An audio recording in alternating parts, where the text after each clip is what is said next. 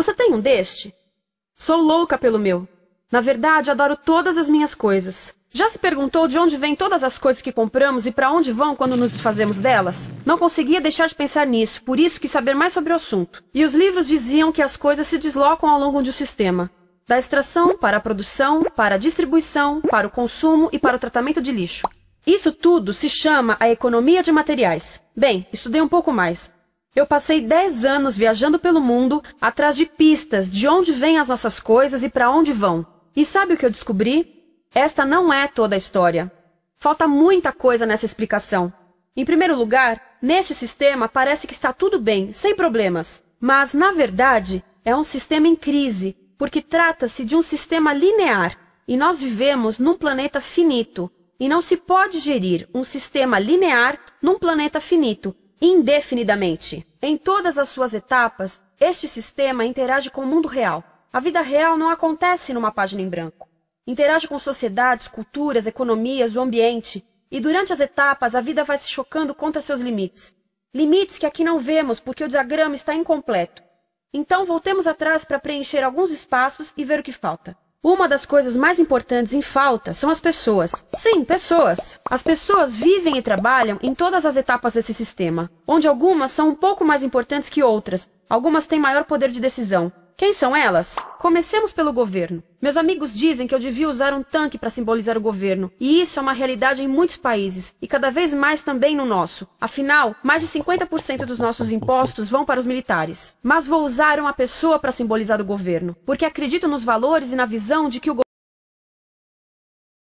para as pessoas. A função do governo é olhar por nós, cuidar de nós. Esse é o seu trabalho. Depois vem as corporações. O que leva as corporações a parecerem maiores que o governo é porque elas são maiores que o governo. Atualmente, entre as 100 maiores economias da Terra, 51 são corporações. À medida que as corporações foram crescendo, em tamanho e poder, assistimos a uma pequena mudança no governo, como se estivessem mais preocupados com o bem-estar deles do que com o nosso. Muito bem, então vejamos o que mais falta nessa imagem. Começaremos pela extração, que é uma palavra pomposa para exploração de recursos naturais, que por sua vez é uma palavra pomposa para destruir o planeta. A verdade é que cortamos as árvores, arrebentamos as montanhas para extrair os metais, consumimos toda a água e exterminamos os animais. Aqui enfrentamos o nosso primeiro limite. Estamos ficando sem recursos naturais. Estamos utilizando demasiados materiais. Sei que isto pode ser difícil de ouvir, mas é a verdade. Por isso temos que lidar com isso. Durante apenas as 3 últimas décadas, foram consumidos 33% dos recursos naturais do planeta. Desapareceram. Cortamos, minamos, perfuramos e destruímos o planeta tão depressa que estamos debilitando a capacidade do planeta para sustentar o nosso modo de vida. Aonde eu vivo, nos Estados Unidos, resta-nos menos de 4% da nossa floresta original. 40% dos cursos de água estão impróprios para o consumo. E o nosso problema não é apenas estarmos utilizando demasiados recursos, mas o fato de estarmos utilizando mais do que a nossa parte. Temos 5% da população mundial, mas usamos 30% dos recursos mundiais. Se todos consumissem ao ritmo dos Estados Unidos, precisaríamos de 3 a 5 planetas. E sabem uma coisa? Só temos um. Então, a resposta do meu país a essa limitação é simplesmente ir tomar dos outros. Este é o terceiro mundo, que alguém dirá tratar-se apenas de uma expressão para designar o local para onde foram as nossas matérias-primas. E o que é que acontece? A mesma coisa, destruição do local. 75% das zonas de pesca do planeta estão sendo exploradas ao máximo ou além da sua capacidade. Desapareceram 80% das florestas originais do planeta. Só na Amazônia perdemos 2.000 árvores por minuto. Um campo de futebol por minuto. Então, e as pessoas que vivem aqui? Bem, de acordo com esses recursos, mesmo que vivam lá há gerações, não são donos dos meios de produção, nem compram muitas coisas. Nesse sistema, quem não possui nem compra muitas coisas não tem valor. A seguir, as matérias-primas seguem para a produção, aonde utilizamos energia para misturar químicos tóxicos com recursos naturais para produzir produtos contaminados com tóxicos. Há atualmente no comércio mais de 100.000 químicos sintéticos. Apenas um punhado foi testado para avaliar o seu impacto na saúde, e nenhum foi testado em relação aos impactos sinérgicos na saúde, ou seja, a interação com todos os outros químicos aos quais estamos expostos diariamente. Por isso, desconhecemos o impacto total deles na saúde e no ambiente. Mas sabemos uma coisa: os tóxicos entram e saem. Enquanto continuarmos a introduzi-los nos nossos sistemas de produção industrial, continuaremos a inserir esses tóxicos nos produtos que levamos para nossas casas, trabalho e escolas, e claro, para nossos corpos. Como os BFRs, ou retardantes de incêndio à base de brometo, que tornam as coisas mais resistentes ao fogo, mas são super tóxicos. São neurotóxicos, ou seja, tóxicos para o cérebro. O que é que estamos fazendo usando esses químicos? Apesar disso, os usamos em nossos computadores, eletrodomésticos, sofás, colchões e até alguns travesseiros. Sim, pegamos nossos travesseiros, os revestimos com neurotoxinas, levamos para casa e dormimos por 8 horas com eles. Não sei, mas acho que num país com tanto potencial, poderíamos ter uma maneira melhor de evitar que as cabeças peguem fogo à noite. Sabia que essas toxinas vão se acumulando ao longo da cadeia alimentar e se concentram nos nossos corpos? Sabe qual é o alimento do topo da cadeia alimentar com o nível mais elevado de químicos tóxicos? O leite materno. Isto significa que os menores membros das nossas sociedades, os nossos bebês, recebem as maiores doses de químicos tóxicos das suas vidas a partir do leite das suas mães. Não acha que é uma incrível violação? A amamentação deveria ser o mais importante ato humano de nutrição. Deveria ser algo sagrado e seguro. A amamentação continua a ser o melhor e as mães devem amamentar, mas nós deveríamos proteger esse ato. Eles deviam protegê-lo. Eu pensava que zelavam pelos nossos interesses. As pessoas que mais sofrem com esses produtos químicos são os trabalhadores das fábricas. Muitos são mulheres em idade reprodutiva que trabalham com toxinas que afetam a gestação, carcinogênicos e muito mais. Agora eu pergunto: que tipo de mulher em idade reprodutiva trabalharia num emprego deste, exposta a estas toxinas, a não ser uma mulher sem outra alternativa? Essa é uma das maravilhas desse sistema. A erosão dos ecossistemas e economias locais aqui garante um fluxo constante de pessoas sem alternativas. No mundo, há 200 mil pessoas por dia se deslocando de ambientes que as sustentaram ao longo de gerações para cidades, onde muitas vivem em bairros de lata, à procura de emprego, por mais tóxico que seja. Não só os recursos são desperdiçados ao longo desse sistema, mas também pessoas, comunidades inteiras são desfeitas. Sim, as toxinas entram e saem. Muitas delas saem das fábricas em produtos, e muitas mais saem como subprodutos, falando de muita poluição. Nos Estados Unidos, as indústrias admitem liberar mais de 1.800.000 quilos de químicos tóxicos por ano. Deve ser muito mais, porque isso é o que eles admitem. Trata-se de outro limite, porque quem quer ver e respirar 1.800.000 quilos de químicos tóxicos por ano? Então o que eles fazem? Mudam as fábricas poluidoras para o estrangeiro, para poluir outros países. Mas, surpresa, grande parte dessa poluição volta para nós trazida pelo vento. E o que acontece depois de todos os recursos naturais serem transformados em produtos? O que significa vender todo o lixo contaminado com toxinas o mais rápido possível. Aqui, o objetivo é manter os preços baixos, com as pessoas comprando os produtos em constante movimento. Como eles mantêm os preços baixos? Pagam salários baixos aos trabalhadores das lojas e restringem o acesso aos seguros de saúde sempre que podem. Tudo se resume em exteriorizar os custos. O verdadeiro custo da produção não se reflete no preço. Em outras palavras, não pagamos aquilo que compramos. Outro dia estive pensando nisto. Ia a caminho do trabalho e queria ouvir as notícias. Por isso entrei numa loja para comprar um rádio. Encontrei um pequeno rádio verde engraçado que custava $4,99. Na fila do caixa pensei, como $4,99 podem refletir o custo da produção e transporte desse rádio até ele chegar nas minhas mãos? O metal deve ter sido extraído na África do Sul. O petróleo provavelmente do Iraque. O plástico produzido na China e talvez montado por uma criança de 15 anos numa fábrica do México. $4,99 não paga nem o aluguel do espaço ocupado na prateleira, nem parte do salário do empregado que me atendeu, ou as viagens de navio e caminhão que o rádio fez. Foi assim que eu percebi que eu não paguei o valor do rádio. Então, quem pagou? Estas pessoas pagaram com a perda do espaço dos seus recursos naturais. Estas pagaram com a perda do ar puro, com o aumento de doenças como asma e câncer. As crianças do Congo pagaram com o seu futuro, pois 30% delas abandonam a escola para trabalhar nas minas de coltan, um metal que usamos em aparelhos eletrônicos baratos e descartáveis. Estas pessoas pagaram por não ter direito ao seguro de saúde. Ao longo desse sistema, pessoas contribuíram para que eu comprasse o rádio por $4,99, mas essas contribuições não são registradas por nenhum contabilista.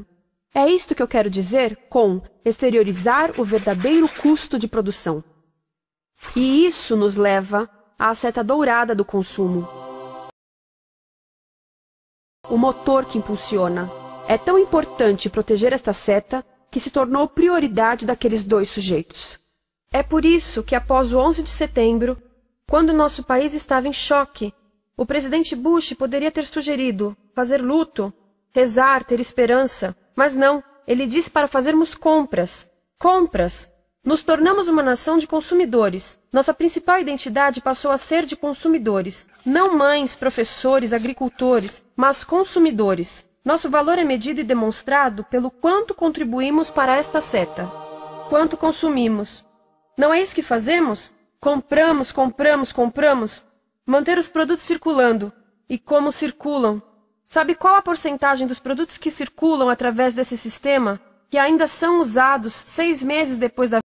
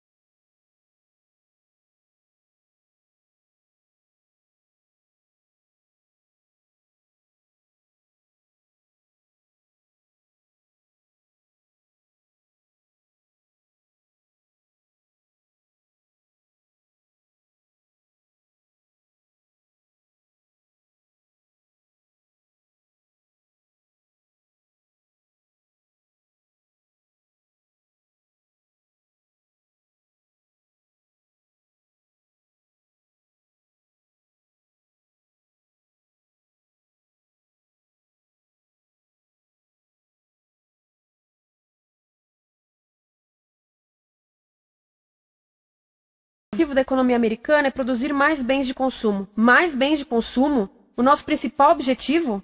Não é providenciar cuidados médicos, ou educação, ou transportes seguros, ou sustentabilidade, ou justiça? Bens de consumo? Como é que eles nos fizeram adotar esse sistema de forma tão entusiástica? Bem, duas das suas estratégias mais bem-sucedidas são a obsolescência planejada e a obsolescência perceptiva. A obsolescência planejada é uma forma de dizer, criado para ir para o lixo. Eles fazem as coisas de modo que sejam inúteis tão rápido quanto possível para jogarmos fora e voltarmos a comprar. Isso é óbvio em sacolas ou copos de plástico, mas verifica-se isso em coisas maiores como esfregões, DVDs, máquinas fotográficas, churrasqueiras, quase tudo, até computadores. Já reparou que quando compra um computador, a tecnologia muda tão rápido que em poucos anos se torna quase um impedimento para a comunicação? Fiquei curiosa e abri um desses computadores para ver o que tinha dentro, e descobri que a peça que se muda a cada ano é apenas uma pecinha no canto. Mas não se pode mudar apenas essa peça, porque cada nova versão tem um formato diferente. Tem que jogar tudo fora e comprar um novo. Estive lendo sobre o design industrial da década de 50, quando a obsolescência planejada começou a aparecer. Esses designers eram muito claros sobre o assunto. Chegavam a debater quão rápido conseguiam que um aparelho avariasse, mas de modo que o consumidor mantivesse fé suficiente para ir comprar outro. Foi tão intencional, mas as coisas não avariam suficientemente rápido para manter essa seta funcionando. Por isso existe também a obsolescência perceptiva. A obsolescência perceptiva nos convence a jogar fora coisas que ainda são perfeitamente úteis. Como fazem isso? Mudam a aparência das coisas. Por isso, se comprou suas coisas há alguns anos, todos percebem que você não tem contribuído para essa seta. E como o nosso valor depende da nossa contribuição para essa seta, isso pode ser embaraçoso. Por exemplo, se eu tiver o mesmo monitor de computador gordo e branco na minha mesa por 5 anos e a minha colega tiver comprado um computador novo, ela vai ter um monitor plano brilhante que combina com o computador, com o celular e até com as canetas.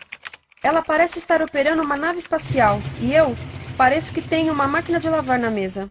A moda é outro bom exemplo. Já se perguntou por que os saltos dos sapatos das mulheres passam de largos para finos num ano e no próximo de finos para largos? Não é por haver um debate sobre qual deles é mais saudável. É porque usar saltos largos num ano de saltos finos mostra que você não contribuiu recentemente para a seta. Por isso não vale tanto quanto a pessoa com saltos finos ao seu lado, ou em um anúncio. É para comprarmos sapatos novos. A publicidade e a mídia em geral têm um papel importante nisto. Cada um de nós nos Estados Unidos é bombardeado com mais de 3.000 anúncios por dia. Vemos mais publicidade num ano do que as pessoas há 50 anos viam em toda a vida. Qual é o objetivo de um anúncio, se não nos fazer infelizes com o que temos? Por isso, nos dizem 3.000 vezes por dia que o nosso cabelo está errado, nossa pele, nossa roupa, nossos móveis, nossos carros, nós estamos errados. Mas tudo se resolve se formos às compras. A mídia também ajuda a esconder tudo isto e isto. Por isso, a única parte da economia que vemos são as compras. A extração, produção e envio para o lixo acontecem fora do nosso campo de visão. Por isso, nos Estados Unidos, temos mais coisas do que tivemos antes, mas pesquisas mostram nossa felicidade declinando. Nossa felicidade teve seu pico na década de 50, a mesma época em que a febre consumista explodiu. Coincidência interessante. Acho que sei o porquê. Temos mais coisas, porém menos tempo para o que realmente nos faz felizes. Amigos, família, tempo livre. Estamos trabalhando mais do que nunca. Analistas dizem que não temos tão pouco tempo livre desde a sociedade feudal. E sabem quais são as duas atividades que mais fazemos no pouco tempo livre que temos? Ver televisão e fazer compras. Nós, americanos, passamos 3 a 4 vezes mais tempo comprando do que os europeus. Assim, nessa situação ridícula, vamos trabalhar talvez em 2 empregos, e quando chegamos em casa exaustos e sentamos no sofá novo para ver televisão, os anúncios dizem que não prestamos, então vamos às compras para nos sentirmos melhor. Depois trabalhamos mais para pagar o que compramos e mais televisão que nos diz para fazermos compras outra vez. E estamos nesse ciclo de trabalhar, ver, comprar. E podíamos simplesmente parar. Então, no final, o que acontece a todas essas coisas que compramos? Nesse ritmo de consumo, não cabe tudo em casa, apesar do tamanho médio das casas ter duplicado nesse país desde os anos 70. Vai tudo pro lixo, e isso